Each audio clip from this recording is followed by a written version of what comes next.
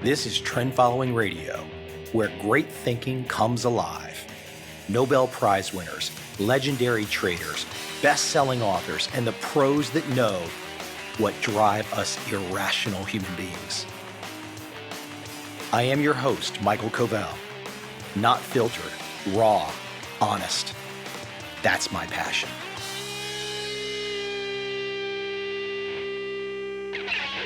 Today, I want to go back in time to bring out one of my favorite past episodes. Anders Ericsson. He is a Swedish psychologist and Conradi eminent scholar and professor of psychology at Florida State University. Most famously recognized internationally as a researcher in the psychological nature of expertise and human performance. Now, if you've not heard this episode in the past, or if you have heard it, you know right there that it's for you. It's for everyone. Developing expertise, improving performance. Anders Ericsson has dedicated his life to that goal. It took me several years to get him onto my show, even though I happened to have gone to grad school at Florida State University, and that was a little bit of a connection to get his attention. But by the time I asked him to appear, I had 400 plus episodes, so it looked like I knew what I was doing a little bit. And he came onto my show for nearly 90 minutes. His book, his fabulous book, Peak, P-E-A-K, you must read. And look, let's be honest, if you can't learn anything from Anders Ericsson, if you can't figure out a way to take his insights and actually come to a new understanding of expertise and performance, please retire. You're done. Go out to pasture. Start chewing on grass. You don't have anything left. Because if you are so close-minded that you literally don't get that Anders Ericsson is changing your mind to something better right now, it's over, man. You're done. But for those of you that still have an open mind, who still want to go along for the journey to figure out a better way towards performance, please re-enjoy my conversation with Anders Ericsson.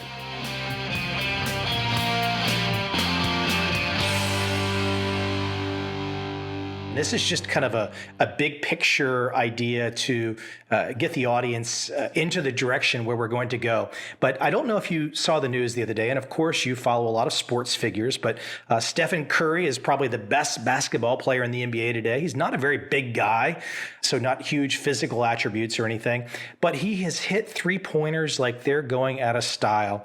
And the other day he just rocketed up. I think he had 12 in one game, which was an NBA record. And I posted something on my Facebook. I said, wow, and I just finished reading Peak, and I said, this is all a result of deliberate practice. And immediately somebody jumped in and said, oh no, he was born with it. His father played in the NBA. It's the genes. And I thought to myself, I wonder what the professor would say. I think we know of a number of father and sons that were successful in sports. And I guess it kind of raises the issue here of, why does that happen? And I think there are basically, two sort of extreme accounts. One would be, that you're born with the genes that allow you to do it. The other one is that you're basically born to a father who very early on helps you basically guide your practice in such a way that once you reach adolescence and adulthood, you've now had this practice history that can explain now your superior performance. You've spent your adult life, and you say this clearly, studying the secrets of extraordinary performers. I mean, this has been your passion. Why don't you go back in time and let the audience start to understand how this became your passion? What were the triggering moments early in your life? If there was probably more than one triggering moment, but if there's any particular moment where you really would have started to have for yourself the aha moment of like, wow, I really want to go down this practice route, this deliberate practice route. Where did that start for you? I think I would go back to pretty almost high school, where I guess I was, and I think a lot of people are interested in trying to understand how they can get better. I was interested in reading biographies and look at people who I really admired. And I guess as I started my doctoral work, I kind of wanted to understand the thinking, to kind of find a method that could tap into what the experts were thinking when they, were exhibiting this superior behavior. And I think that was kind of the key step here, because at that time, there wasn't really all that much work. People were very skeptical as to whether people actually could report anything, relevant that could explain sort of their superior performance. What I found was that when I studied task after task, people were reporting information that really helped to understand how they were able to, achieve a higher than average performance. Now, the next step, I guess, was when I was invited to go and work with Herb Simon, who later got the Nobel Prize when I was a postdoc in his lab. The reason why I came to him was to really kind of put the ways that people express their thinking when they're engaging in activities within a theoretical framework that would help us sort of relate that information to models that could regenerate superior performance on various tasks, ranging from chess to mental multiplication and other kinds of activities. And then I kind of started working with one of the senior professors at Carnegie Mellon University, where Herb Simon was at the time. And we were interested in, is it possible for people to change sort of your capacity? And at that time, people thought that your short-term memory, how much you could think about at a given time, was really capacity that couldn't really be changed. And one way to study individual differences in that capacity was to read people series of numbers and see how many numbers would they be able to repeat back perfectly.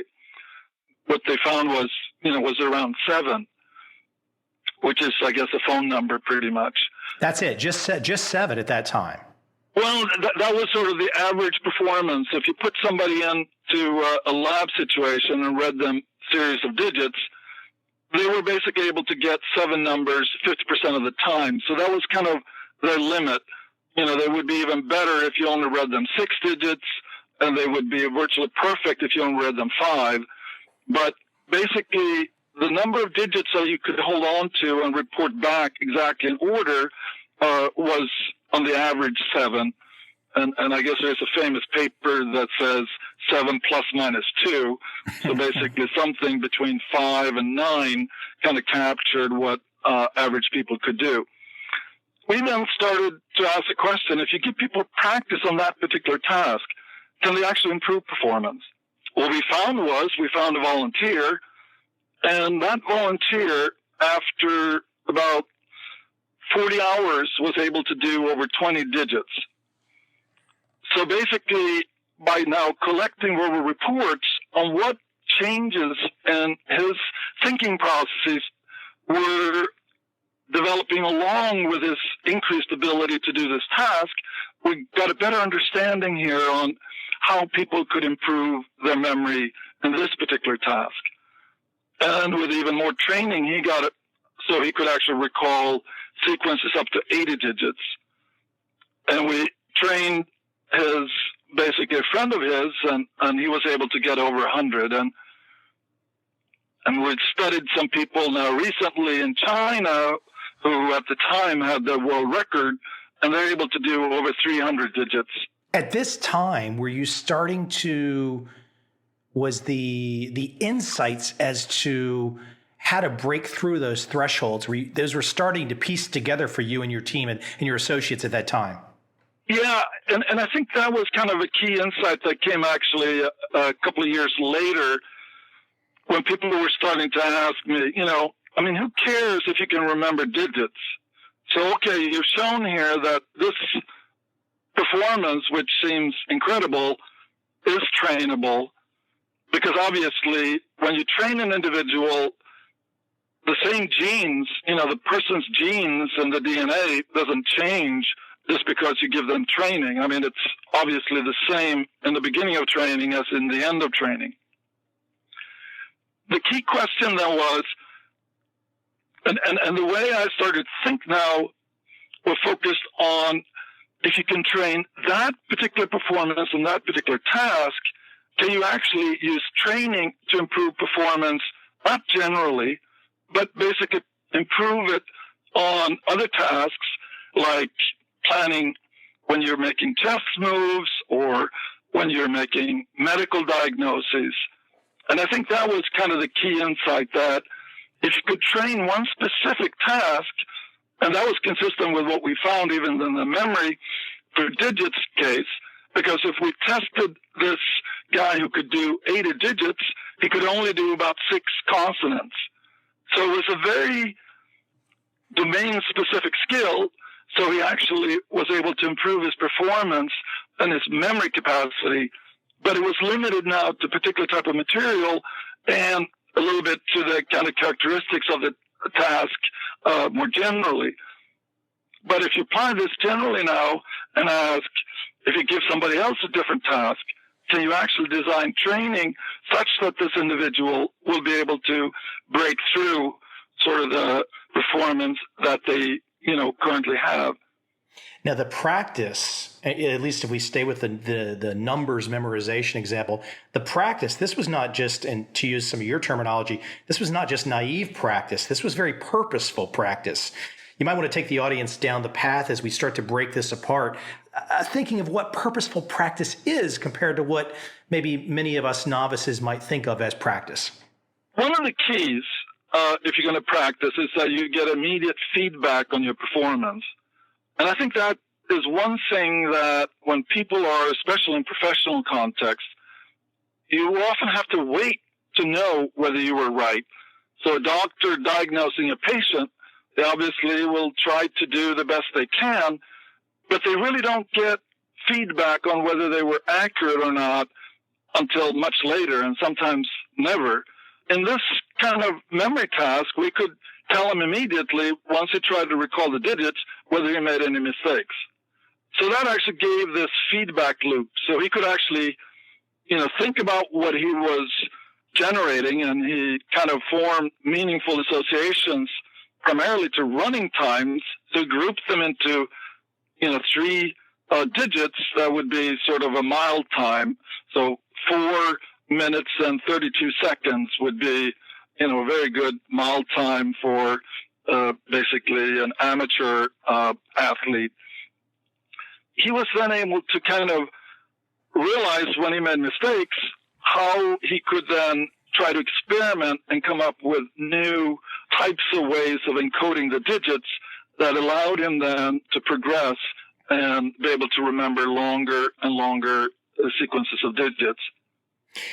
And to jump to another example, which I just find fascinating, and I'm sure the audience will, and you can take as much time as you'd like to give as much color as you like, and having once lived in London and witnessed and observed the street setup in London and how the taxis worked, and I walked those streets like crazy back in the mid-1990s.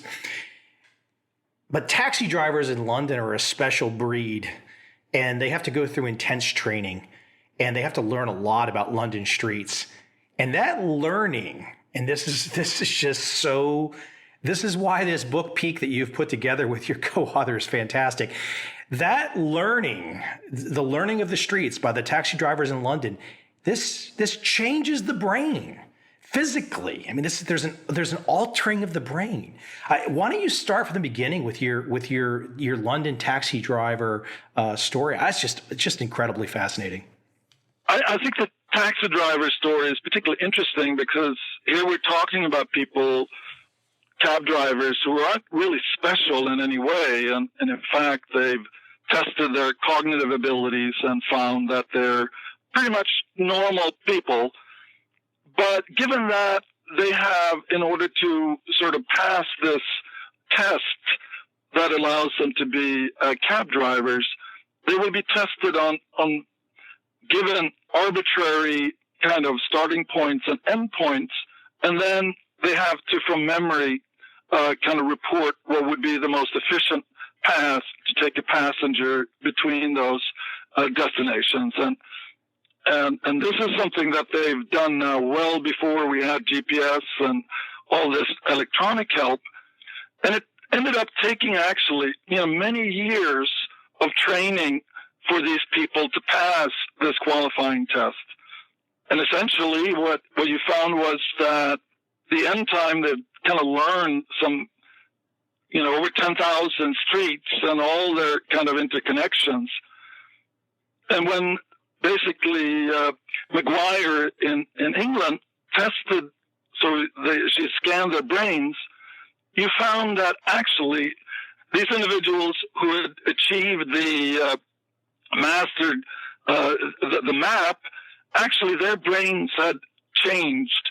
Way of understanding here how increased memory can actually influence basically the structure of the brain, and there's now plenty of other examples. But her study was so interesting because she actually analyzed and compared now cab drivers to bus drivers who are driving just as much and in a sense have just as much experience, and found now that the bus drivers did not exhibit these brain changes that were associated now with mastering the map of the London streets. One of the more interesting and cool aha moments that I think any of us learned people that want to learn about how things really work, it's just one of those great moments where you're like, wow. And I think it gets even more interesting is that the learning of the streets by these taxi drivers in London. This is all about, as you will describe in our conversation today, deliberate practice. But, and correct me if I'm wrong, if one stops being a taxi driver, if one ceases to do this particular skill for, let's say, a decade, will you see a regression in the brain changes? Will the brain changes revert to the mean, so to speak? We see that in a number of domains, that maintaining the practice is really key for maintaining high levels of performance. And I think a lot of people will recognize that when they stop exercising, their performance after a couple of years reverts back to the normal level.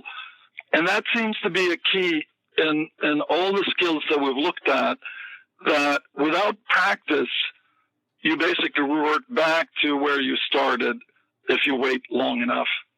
There's some great examples in your work beyond even the book that we're talking about today. For many skeptics out there, though, I think they might look at some of these quote child prodigies, and they might try to draw inferences and conclusions. I can think of two in particular that you discuss in your book, and I'm going to let you choose which one you might want to exemplify in our conversation. Mozart, Wolfgang Amadeus Mozart, fantastic example. Everyone knows some general understanding of the brilliance of this very small child at a young age. And also somebody who's been on my podcast before. I think she was the first female chess grandmaster, and her sister, I think, is the current one, which would be Susan Polgar, has appeared on my podcast. I don't know if you might want to elaborate for the audience out there that wants to say, but Professor, Mozart, he was a child prodigy. He was born with it. Susan Polgar, or all of her sisters, they're all chess brilliance. What does practice have to do with this? Pick one of those examples and run with it, Professor. Let's take Mozart, because I think he would be the one that most people be familiar with. And I guess what we're saying is you need to look at Mozart's upbringing. And one of the things that people don't recognize is that Mozart's father was a famous musician. And when Mozart came along, I guess he had some ideas about the possibility here of training young children. So he's actually the first person to actually write music training for basically younger children. So he invested pretty much his life trying now to both train his older sister, but primarily Mozart, in terms of providing him early with training. And what we say in the book is that some of the characteristics that Mozart exhibited like, for example, his really remarkable ability to listen at a tone and be able to say which key on the piano produced that particular tone. More recent research have shown that that is an ability that virtually that any child seems to be able to attain if you give them the training, but it has to be training quite early, similar to Mozart starting to play when he was 3 or 4 years old. You have to actually start the music training that early, and then the brain seems to be receptive to learning those kinds of distinctions, and you can then basically, as an adult, preserve those abilities. But it's very difficult or almost impossible for an adult to achieve those kinds of abilities if you start practicing at an older age. You're a data guy, you're a research guy. So people out there that are listening, they might be thinking, well, I don't want my child to have such intense, deliberate practice at a young age. And you're not making a value judgment here. You're just saying the data shows us that peak performers, that there is something to be said for this early start in childhood. Is that a fair assessment? Yeah, and I think I would like to just clarify. I think it's very important if you want to produce a healthy, happy adult that you actually, make sure that the training is consistent with what the child wants to do. So you're actually providing the child with opportunities for training. And I think this is, and I've had some contact here with Laszlo Polgar, who is the father of the 3 Polgar daughters who were so successful in chess. And that's kind of a really key idea of his, is that you actually have to put the child in charge, and you're actually helping the child to master whatever the activity is that you select. I guess there's all sorts of skills that if you want to become sort of a regular professional, that a parent can help the children acquire in sort of a motivating, basically very supportive environment. Speak to brain plasticity. I think sometimes we, even though we're already in this conversation breaking open the idea that nurture can win out and that we all have this ability, as you speak to, it's not necessarily what you're particularly born with. We're born with the ability to go about and practice to get better.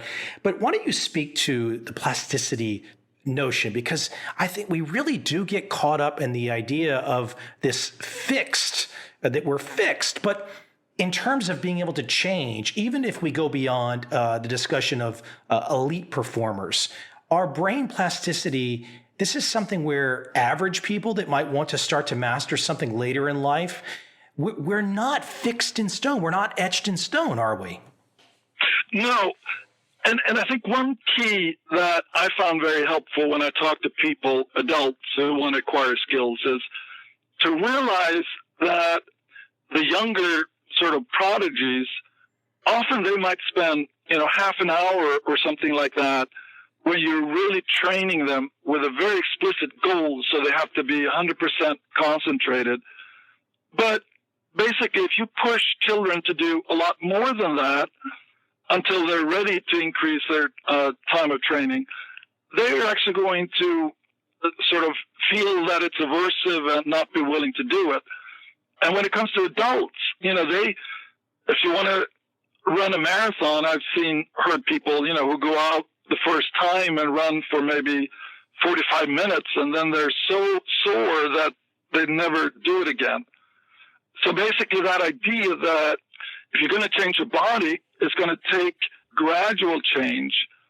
So you need to stimulate and push for change, but you can't basically go so far that you're actually harming the body and maybe pushing your motivation to a point where you no longer want to pursue it.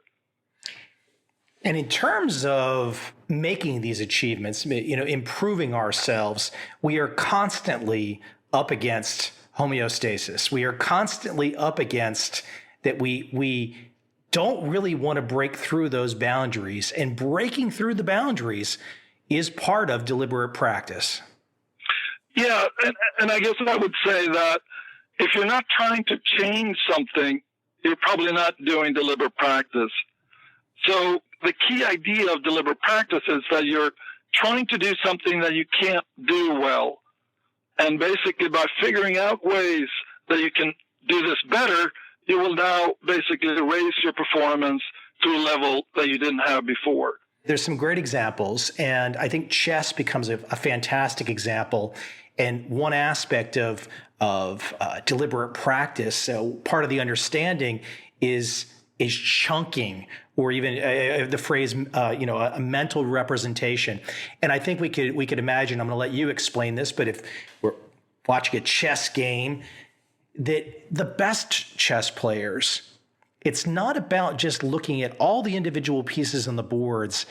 They're thinking in patterns. They've developed and they've pushed themselves over so much time that their ability as a chess grandmaster to analyze is based on pattern recognition. Why don't you speak to the notion of chunking, the mental representation, and using chess as an example?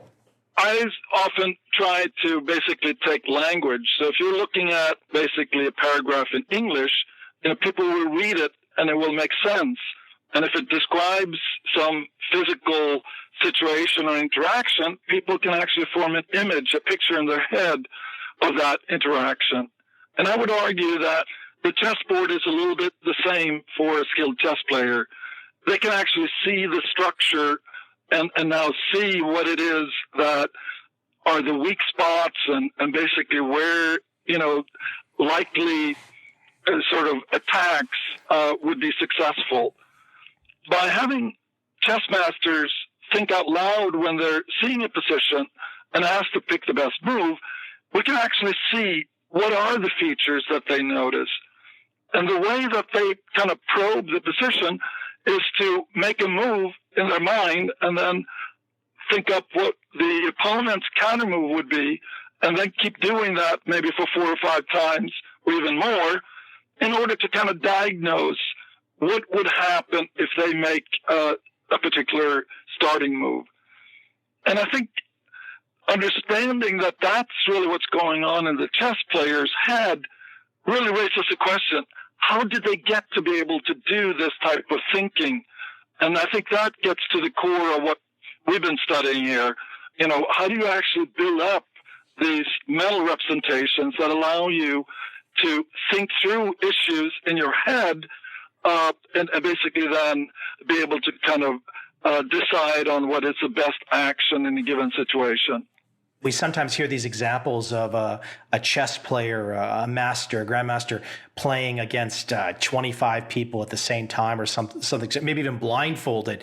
And it sounds so impressive. But what's really interesting about your work and what you've uncovered is that the chess, once you get to that level where you have put in the time to develop those mental representations in chess, that you're now, let's say, at grandmaster level, that in some ways, it's not really I don't know if this is the right phraseology, but it's not necessarily difficult for those particular players now at that level with that amount of practice. It's not particularly difficult for them to then play 25 people at the same time blindfolded. It's not like they're going down a whole new path. It's literally just kind of a parallel skill that comes along with having already got to grandmaster level. Am I describing that all correctly? Yeah. And I think, what most people find difficult to understand is how you can play blindfolded. So, you basically have to make the chess position in your head and actually just think about it. You can't basically look at any kind of perceptual configuration. And that seems to be a skill that people don't practice. It sort of comes about from once you plan, now you can see the chessboard, but you actually have to make the moves in your head. And eventually, as you've been training that and been planning very deeply, you now have acquired the kind of skills that allow you, just to more or less do it without the chessboard. You can do it completely mentally. And when you want to play several games, well, then basically you're just kind of doing that. And what I've heard here chess players do is that they try to pick different kinds of games, not to kind of confuse one chess game with the other. And there's a lot of maybe minor skills here that people actually acquire in order to be able to play multiple games. It's essentially the amazing thing is this building up of that mental representation that allows you to kind of, in your own mind, do things that people really need to have to do perceptually, seeing the chess pieces on the board. And to build on these ideas further, I want to go back to an example that I brought up early on, the NBA basketball player Stephen Curry. And he won the MVP last year, but he's better this year. And when you get to this level of this very high achievement, it doesn't just stop. Some of these achievers, they just keep compounding on. It's the one level of achievement allows you to get to the next level, and you can't skip steps, can you? We certainly don't have any evidence, that there's any sort of magical improvements. But basically, if you understand what the individual has been doing up to a given point, you can actually see the improvements, because that seems to be the things that they're working on to kind of keep improving. But I think that's a hallmark of an expert, being able, to kind of monitor what they're doing so they can identify things that they can do differently or better. And once you're reached at that very high level, now you're actually able to kind of see things that other people wouldn't even be able to kind of see, that you're still working on in order to improve, and then even increase your performance beyond your already exceptional level of performance. And across your many years of studying expert performers, do expert performers ever really come out and say that their improvement was easy? I have had the chance here of being on a couple of panels with Olympic medal winners and musicians and chess players. And I've yet to find anybody who, once I've given a talk describing, who wouldn't sort of recognize this process, this incremental improvement, and this kind of continuous commitment that once you practice, you're going to do it with full concentration, because otherwise you're wasting your time. I guess that's one of those hard things, in science. I can tell you I've never encountered anybody, but I can't prove that somebody won't basically appear here and basically be now the counterexample that I didn't know about. However, I would say that I've now been researching this for 30 years, and I probably encountered some 50 cases where people initially claimed that this was an exception. But by looking more closely at the evidence, I've been able to at least construct what I think is a plausible explanation that's based more on this continuous practice, even though the practice may not have been, observed by a lot of people who thought that it sort of occurred spontaneously. There's been many, I think many is a fair word, many books that have been in popular culture that have been inspired or influenced by some of your work. I think some of those popular work would be Malcolm Gladwell's work. And there's a couple issues in his work that I would love for you to address. I think one, right off the bat, is that it has become really ingrained into society. And I'm sure I've been guilty of it too, because it's so easy just to say, hey, you become an expert at 10,000 hours. And I would love you to address that, and then maybe even use the example of the Beatles and perhaps some of the misguided thoughts about how the Beatles actually got to be the Beatles. I think what our research that we did on a music academy in Berlin showed that the most talented, or the ones that their music teacher viewed had the highest probability of succeeding as violinists, they were also the ones that reported having spent more time basically practicing by themselves. And we argue that this is very effective when you have a teacher telling you exactly what you need to do, and then you go ahead and do it, And if you do more of that, it's likely that you will actually, be able to get better. We reported that those academy students, when they were 20, had on the average practice for 10,000 hours, which is a pretty amazing, huge number. And I guess Gladwell, was struck by this. So he came up with a rule that was a little oversimplified. He said that in order to achieve international level of performance, you need to have basically spent 10,000 hours. And he pointed to the Beatles as a group that played a lot of music in Hamburg, Germany, before they became famous. The issue that I would have with his statement is that there's really nothing that I know that makes it magical 10,000 hours. The estimates that I see for winning piano competitions would require these individuals to have spent more like 25,000 hours to win. And there are other skills where it seems like you can actually be world class in less than 1,000 hours of basically deliberate practice. So if we go back to Beatles, they spent a lot of time playing, and we actually went to some of the biographies of the Beatles, and they didn't play more than maybe around 1,500 hours in Hamburg, although, they said they were playing pretty much, 10, 12 hours a day. I guess what I would argue is a kind of even more important thing, that just playing in front of an audience, the only thing that seems to be able to improve to me would be their ability to play as a band. And the Beatles were really mostly famous for their ability to compose no music and then perform that music. How to explain now how they got to be better composers would make me look now for activities that were more directly related here to improving their composing ability. Again, here, you need a lot of practice, and we basically totally agree with Gladwell about that, but there's no magical boundaries. And maybe, as you were pointing out, some people who just count the number of hours they've been doing things, like driving, doesn't make them an expert just because they've done 10,000 hours of that activity. The key thing is to spend a lot of time where you're really trying to improve specific aspects. And if you can actually sustain that amount of training for thousands of hours, evidence shows that you're going to be likely to be exceptional. And if you can keep pushing that, you may end up, being world class.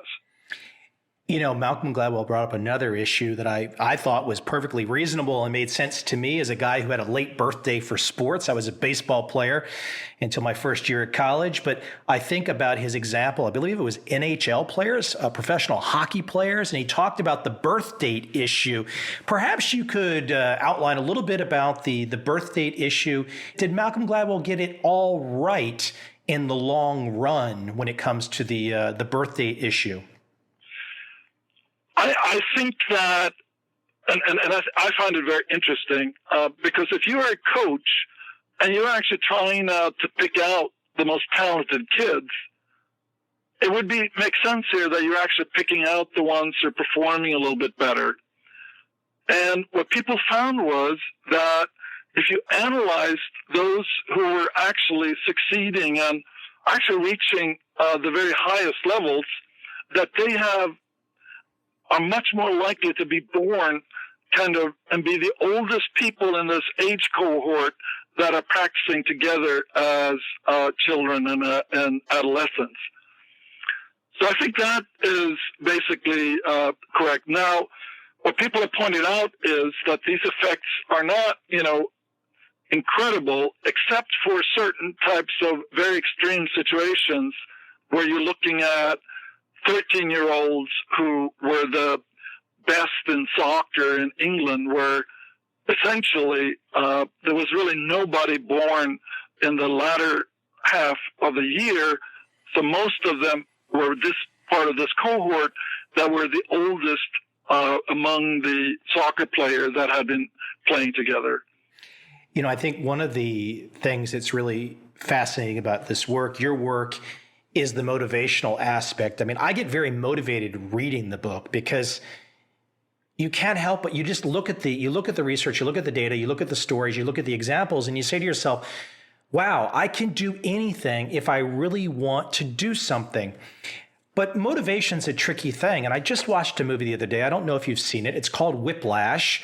It's about a jazz drummer and a very demanding teacher that pushes this young guy. And the young guy basically cracks at several points in time. He doesn't make it. But basically, at the end of the movie, the young guy accepts the instruction.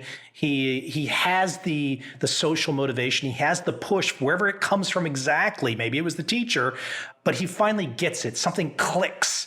And why don't you speak to social motivation? Because I look at myself. I was very motivated by, I didn't want to be on the script that everyone else was on. I wanted to do something different. I wanted to go down my own path. And that motivated me to find success. And I can think of, without trying to bore you with all the details, but I can think of innumerable dead ends that were stopped. And I'm sure a lot of people would just quit and give up and go back to the day job at that point in time. But I just always felt like, don't stop, no quit, can't quit. And there's something in whether we're talking about extraordinary performers or the corporate world, because your work translates to the corporate world as well. The I can't attitude is a real, as you describe, a real red flag, isn't it? Yeah, and I think I was struck by how convenient this idea of basically claiming that you can't or that you lack the talent. Because in some ways, if you look at learning, say, a foreign language, I've encountered a lot of people who say that they can't do that. Essentially, what that means is that they're not going to put in any energy, because why would they if they're basically just going to waste it? But it's interesting, and I actually encountered one colleague of mine who fell in love with basically a woman who only spoke Spanish. He was part of this group who had real difficulties learning languages. He was sufficiently motivated, so he was quite successful here in mastering Spanish because he had a concrete sort of reason. And also, I think in some ways, when you're basically interacting with another individual, it's a pretty good learning environment where you get immediate feedback about whether they understand you or not. And I also think that it's interesting when it comes to music teachers. A lot of teachers, basically, it's convenient to basically tell some student here that they lack talent because they're not willing and able to make progress. So it almost takes away the responsibility of the teacher to actually help the student get the motivation that they need in order to progress.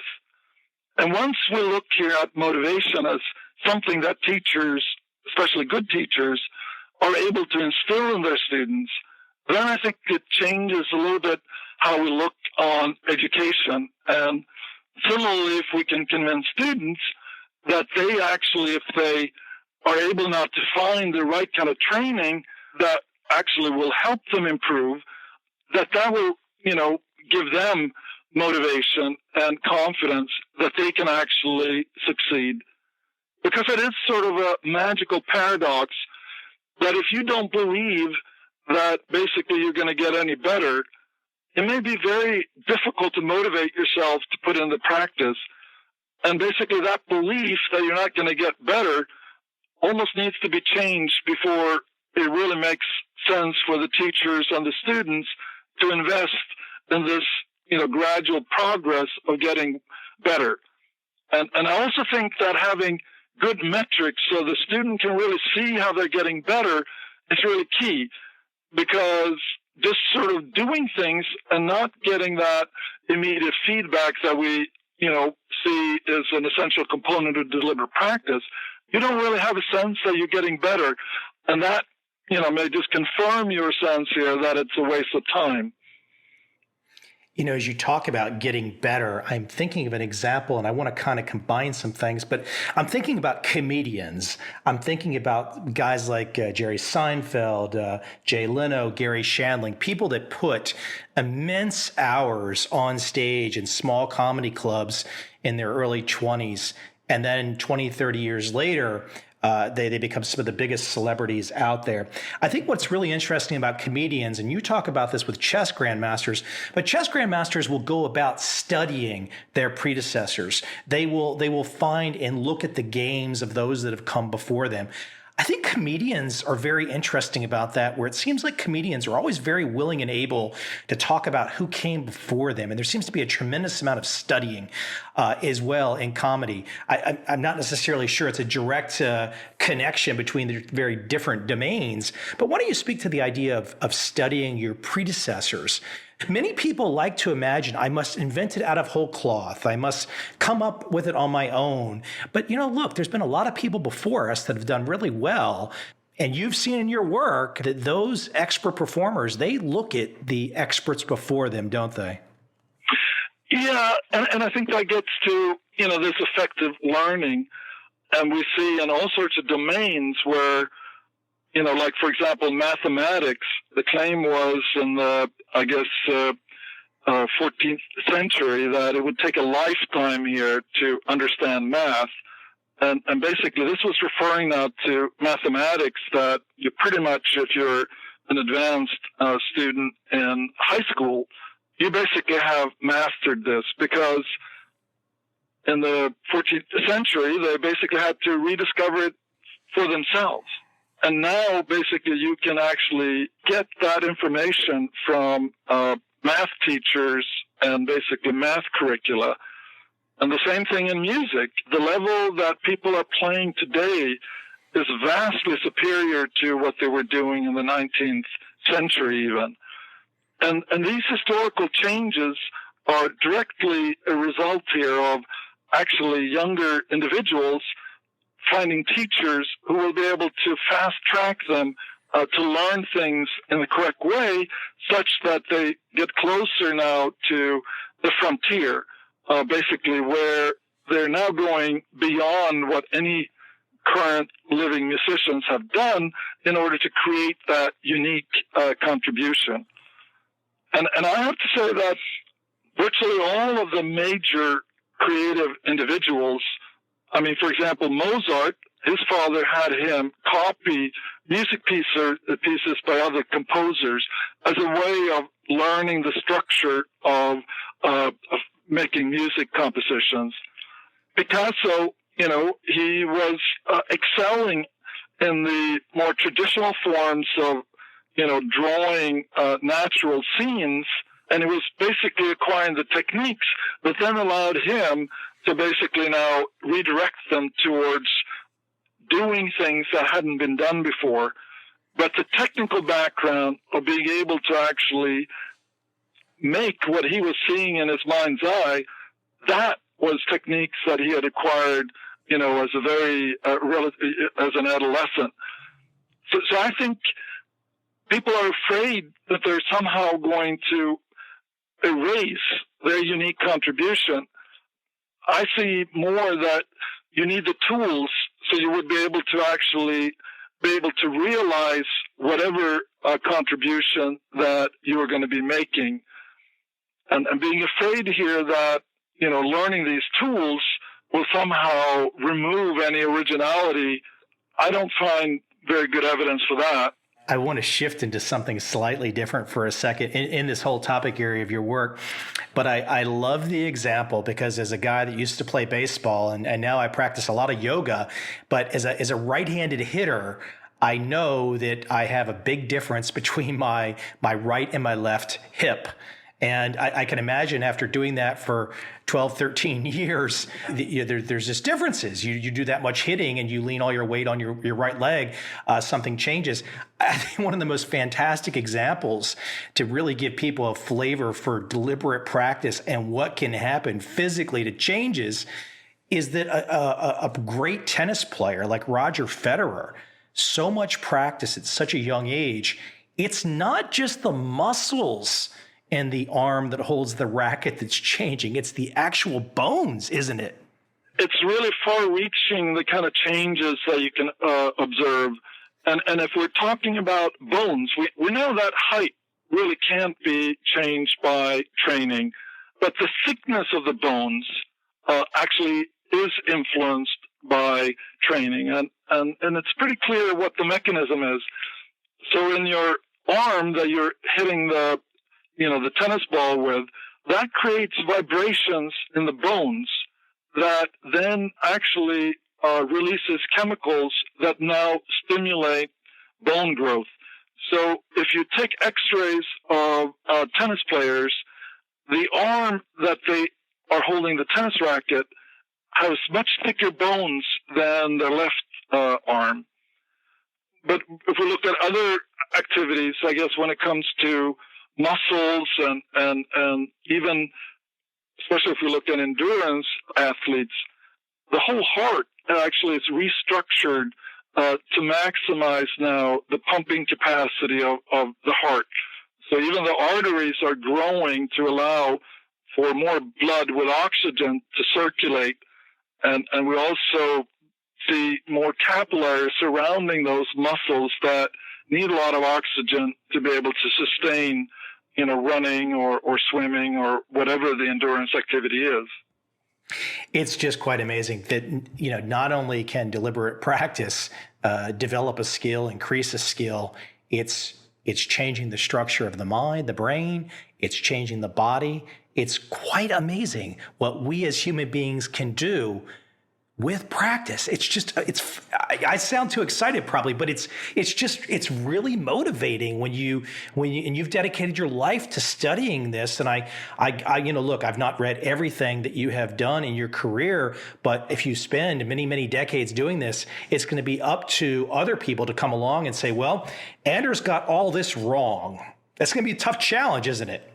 Again, here, I guess I'm doing my best to try to keep up with developments in genetics and other domains here to see, are there any relevant evidence?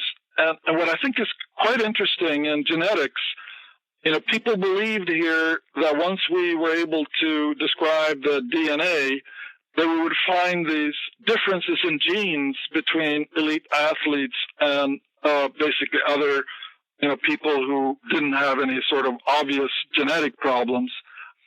But that research has really kind of not uncovered any sort of individual genes that somehow would explain why some individuals are basically performing so much better than other individuals. Personally, I think there's pretty interesting evidence here that training history of these individuals provides a much better explanation here for the individual differences that we see. And even if we take something like the outstanding performance of Kenyan runners, when you basically look at the kind of training history that they have and the benefits of training at a high altitude as very young children and being forced to basically run long distances to school every day and doing so in a very hilly countryside would seem to, provide some interesting ideas here about what actually may contribute to differences that we see in performance. A lot of people have talked about those particular runners with the barefoot running playing a role as well. Exactly, and I think that's very interesting that basically once you start looking at what sets apart the very best runners from somewhat less successful runners, it is sort of the efficiency of their running.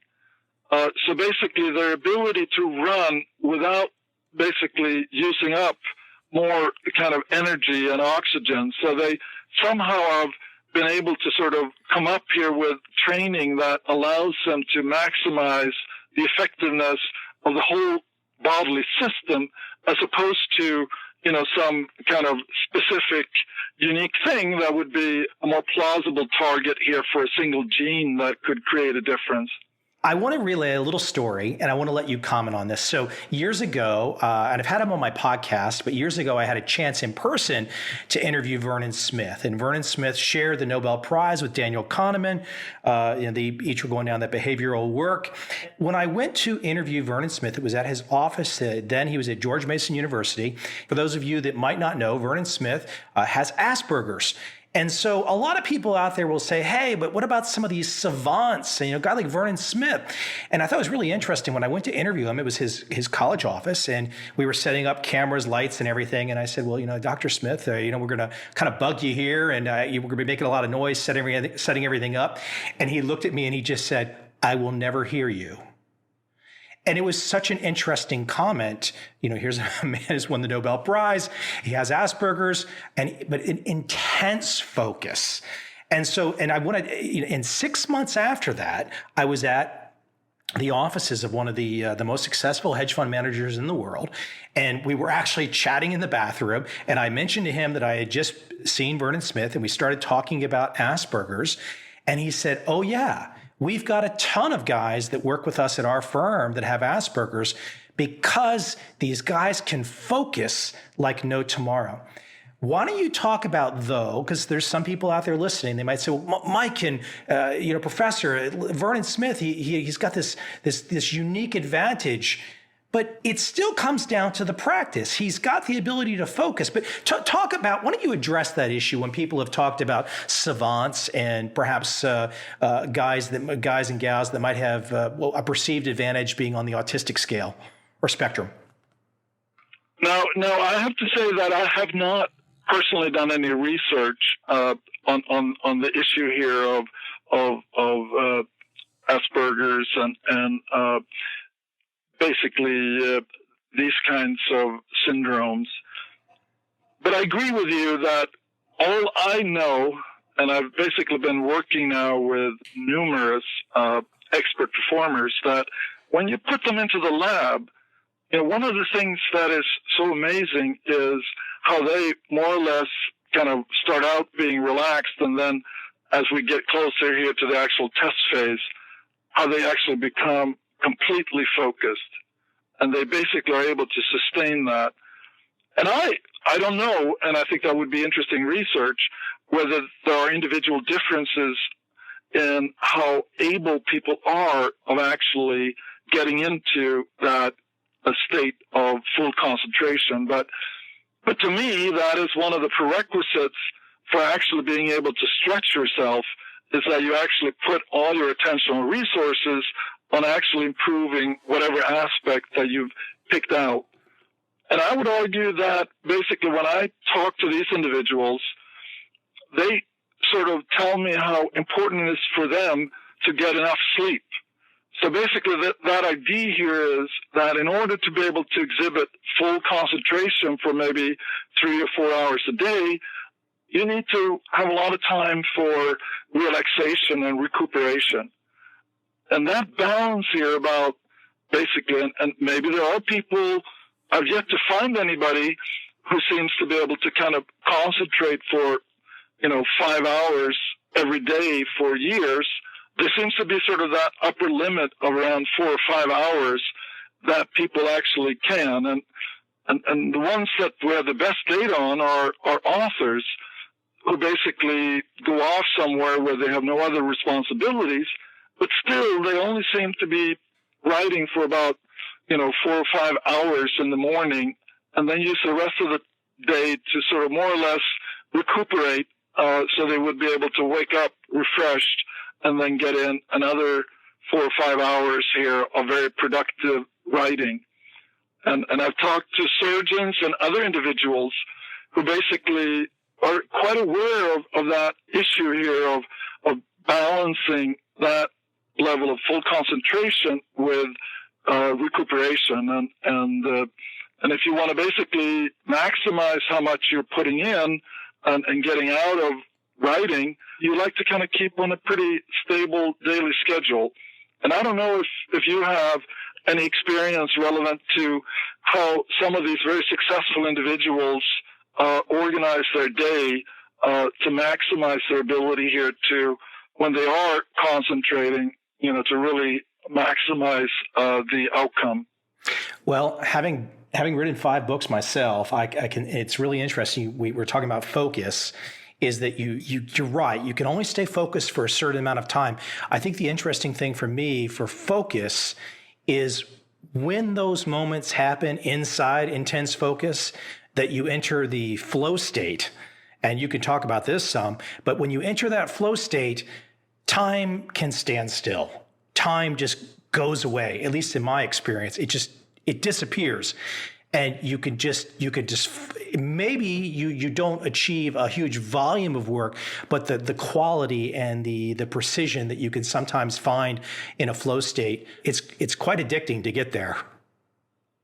I think this is very interesting and something that I guess I've commented on a couple of times and even had a chance to talk to Csikszentmihalyi about. A lot of people refer to flow as kind of highly enjoyable, but I think several people have pointed out that if you reflect on being in a flow state, you're no longer in it. So it's almost like you can only kind of know that you were in a flow state afterwards. Exactly. 100%. Right. And basically, I think some people have even viewed here the flow state as actually being kind of this totally relaxed state where you're more or less just playing, so like if you were to dance and just do exactly what occurred to you, that's a flow state where you're not really trying to impose some constraint on what you're doing. And I would argue that the flow state that you were referring to, when you're really focused and you're actually engaged in doing something, is more like you're so focused in it that time, you're not longer aware of the time that you're investing. So it's almost, once you're kind of getting out of it, hopefully sometimes because you really feel that you've reached the end state of something that you were trying to work on, that's when you get the sense of how time more or less just disappeared. But those two different states here, the kind of the playful enjoying when somebody is going down skiing and just having the sense of total effortlessness, is a different kind of phenomenon than the one where you have that, sustained focus and where time just disappears. Usually I know it's time to come out of those types of states. Either one of two things: I'm hungry or I need to use the bathroom. It's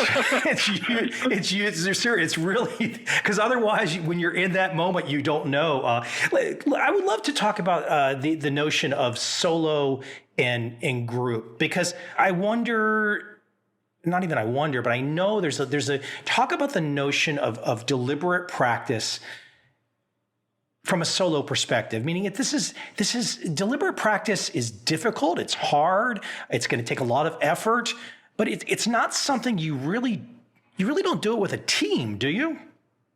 I think that given that you're really trying to improve some aspect of your own performance, that basically makes it, to optimize the benefits of deliberate practice, you have to be in control of your own training. And I often sort of mention this example with playing doubles in tennis and you miss maybe a backhand volley, and then the game just kind of continues. You get another opportunity maybe, 30 minutes later, and you're not going to do that any better. So if you compare that now to a training situation where you have full concentration and available resources, like a coach. So the coach will now give you basically backhand volley that's really easy and you're standing up by the net. And then basically as you're perfecting basically your control over this, it becomes increasingly more difficult because now, he's placing the volleys in a more difficult way, and eventually you have to move away from the net. And then, the end point is that you're rallying and then he's including sort of a backhand volley within the rally.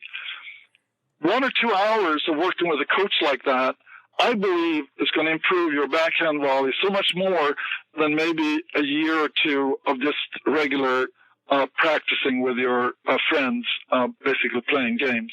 As I think about your career, so here you've spent a lifetime studying expert performers, but you have your career has also been about deliberate practice. You have been in the deliberate practice of studying deliberate practice. Why don't you talk about some of the changes and the growth that's taking place in yourself to the extent that you can or want to? I'm really curious because this is true. You've also, I mean, anyone that has a very focused direction in life, there's a lot of deliberate practice. Talk about some of the changes you think you've seen in yourself over your career. That is some interesting questions. And I think I would point to a couple of sort of important events. When I started my career, I was, like most people, really consumed and sort of spending a lot of as much time as I could on all the various activities ranging from teaching to doing research and doing all sorts of things. Then I got the opportunity to go to Max Planck, and this is where we did the research on the violinists at the Music Academy. And that position was a little bit different. I didn't have any teaching. I had a lot of free time. And I think that was the first time I realized that I could put in more hours working hard than I could really profitably get benefit from. So this kind of that sense here of that there was a maximum. So in order to really write, it was better for me to kind of set aside 3 or 4 hours of writing and then basically, have other activities that would be less demanding, was a much better way and made me feel much better than basically this idea here of trying to, get every minute in doing various things. Because when I was a regular academic professor at University of Colorado, basically I didn't have any free time. So I didn't really have control over my time. And I think that kind of idea here that you need to sort of take control over your time and also maybe even say no to activities so you can basically make sure here that it's aligned here with your priority here in terms of what you really want to put in your best hours on. And I've talked to a lot of people since that period, and they found that to be a very, very useful idea. And I think for people to set aside maybe 1 or 2 hours for writing or for thinking about big projects or something, but basically having those hours scheduled, I think has made a big difference to a number of people that I've had this discussion with. And I think when it comes to issues here relating to doing science, I would argue that deliberate practice, at least in a very generalized way, that really corresponds to seeking out people who disagree with you. And I found that, some people in research, don't like to be criticized and get annoyed. I've tried, basically to establish dialogues with people who, basically have different views. And I find, similar to the deliberate practice, instead of doing things that, I've done and talking to people who agree with me, trying to convince people who don't agree with me often generates a lot of references to new stuff that I didn't know about. And by understanding maybe people who disagree with me better, I can do a better job here describing what I think is a compelling evidence. So that's kind of on a very general level. And I guess I remember one time, again here, that it was sort of a sense of satisfaction because you submit manuscripts and then you get reviews. And at one point I really felt that now I can actually anticipate, what the reviewers are going to say. Early on, I kind of got surprised by what they were thinking and what they were commenting on.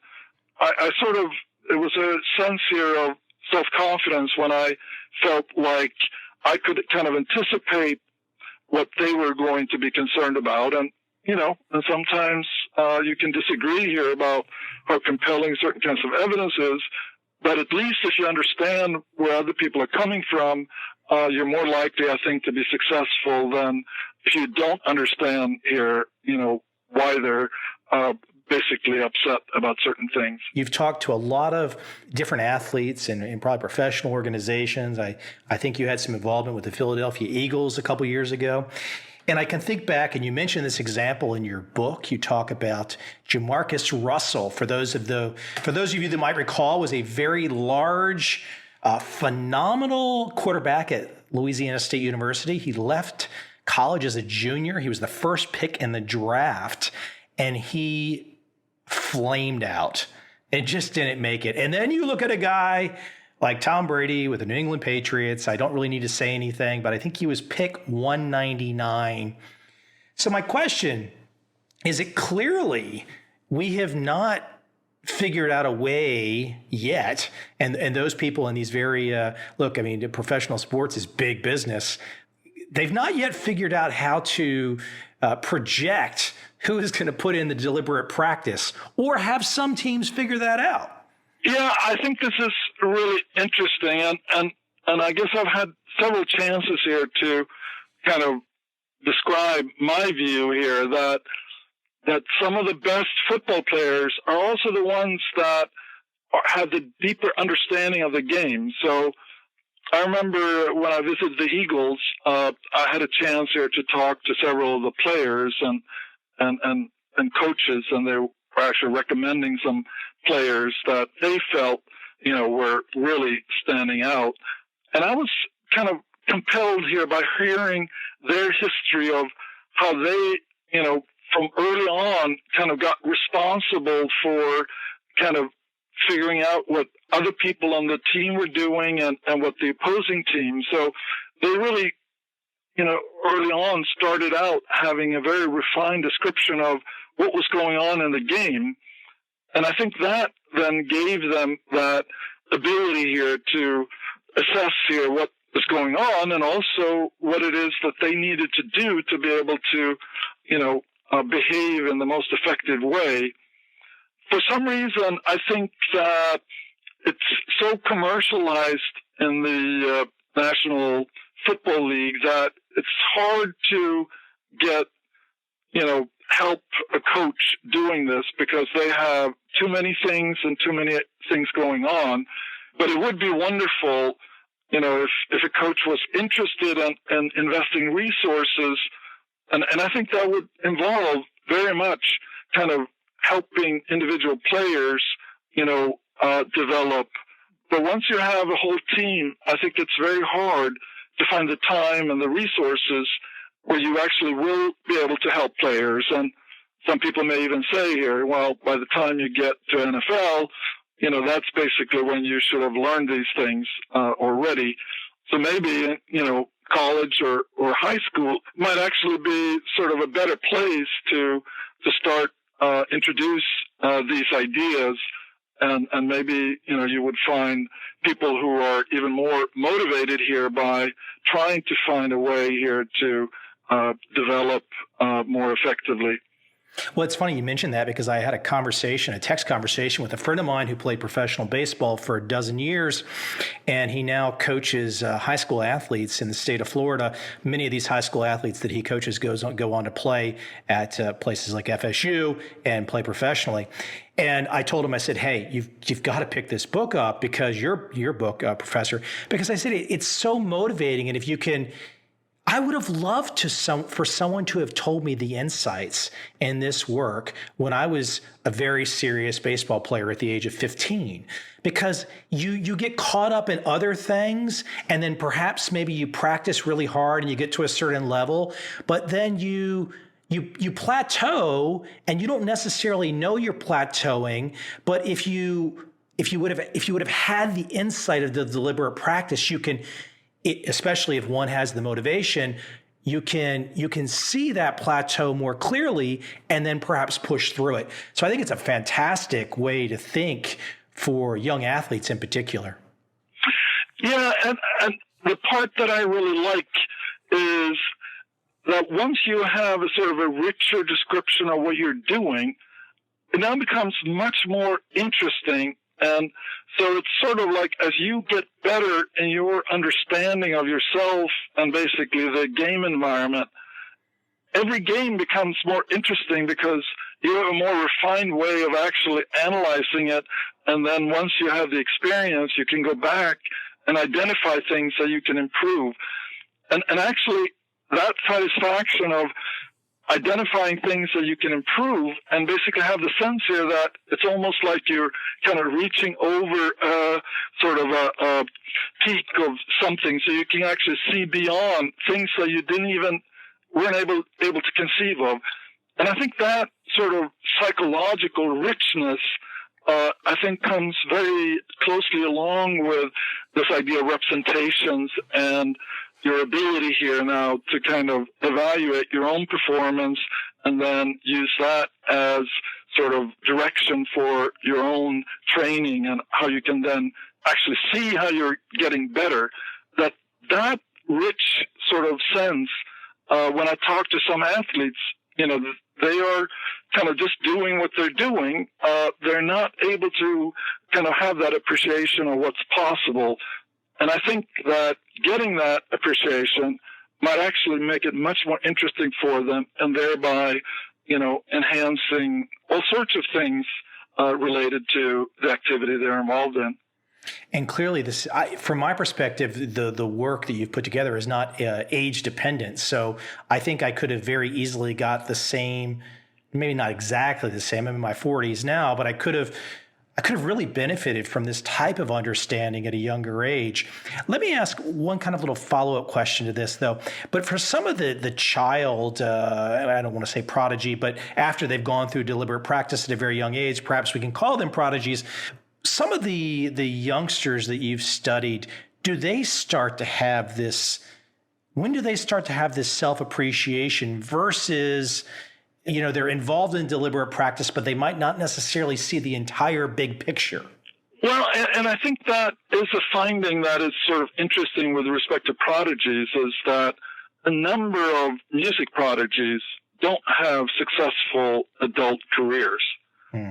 And some people have argued that if the parent is really taking over all the control here of the training, you're really not training somebody who is now going to be able to have their own representations and be able to internalize more and more of the training, so that when they reach kind of late adolescence and early adulthood, that they actually can go on by themselves and go beyond basically what the teacher was, or the parent was basically helping them do.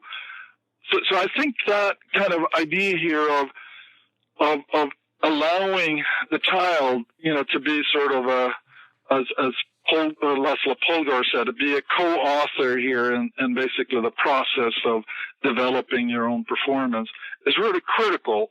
And I think that the more that you can sort of listen to the child and make sure here that, they are understanding and in some ways building up these representations that allow them to take over more and more.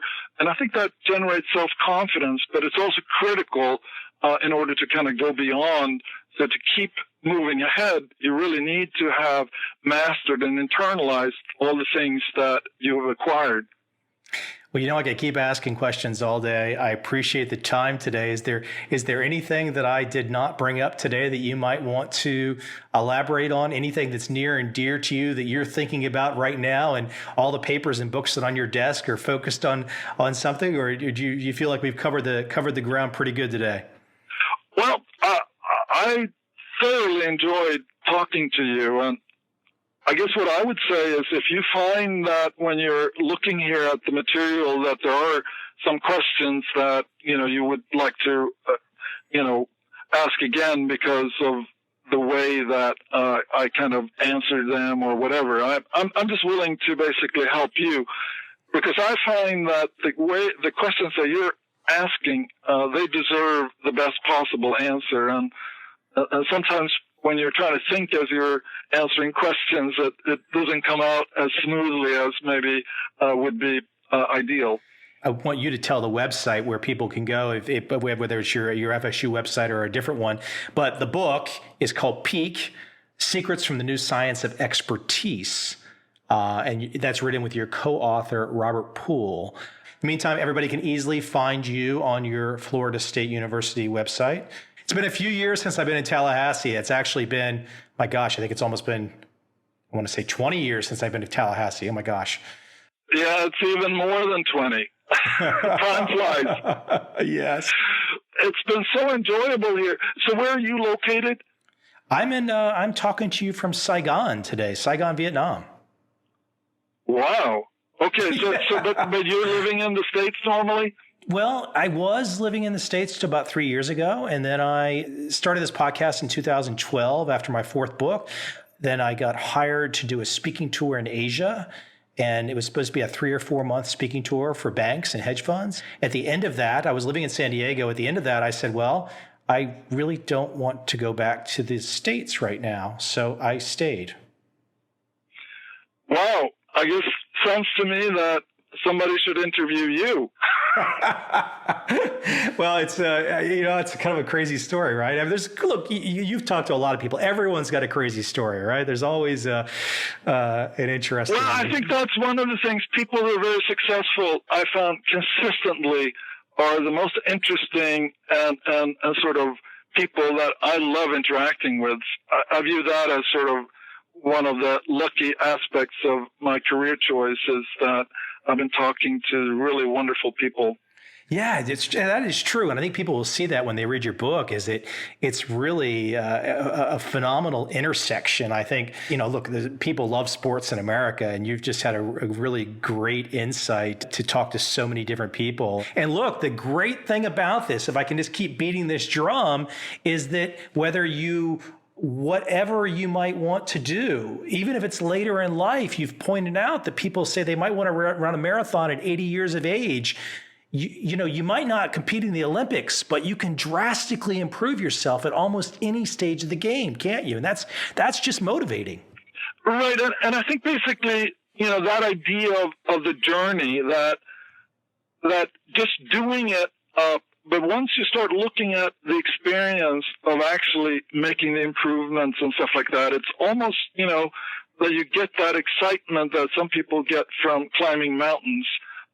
But here, it's something that you can do even if you live in the middle of a city, because most of the things are really happening in your own mind. And I think that kind of excitement, if I could contribute to providing people seeing that as an opportunity to, enrich their lives, I think that would make me very happy. Well, it's loud and clear in this book, which is there's no excuses. If you want to do it, you can do it. You've got to buckle down and learn some about deliberate practice. Most anything is achievable. Congratulations. Really, really, people are going to know that. I mean, look, I've done a lot of podcast episodes, and people are going to know that I really enjoyed this book. So I appreciate your time today, Professor. Oh, it was my pleasure. Maybe one of these days we'll run into each other, and I certainly would look forward to that. Well, thank you very much. I will maybe have to swing through Tallahassee the next time I'm in the States. Well, just let me know here, and I'll make a real effort here to make sure that I can meet you. Okay. Thank you very much, sir. Okay. Thank you.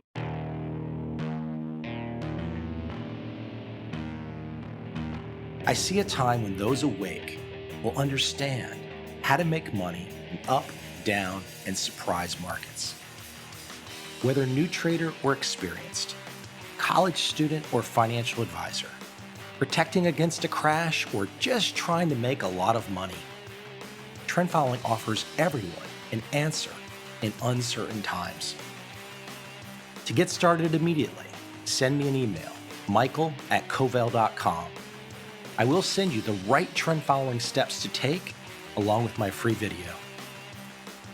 But if you want to buy and hold, trust the government and trust Wall Street, this is absolutely not for you.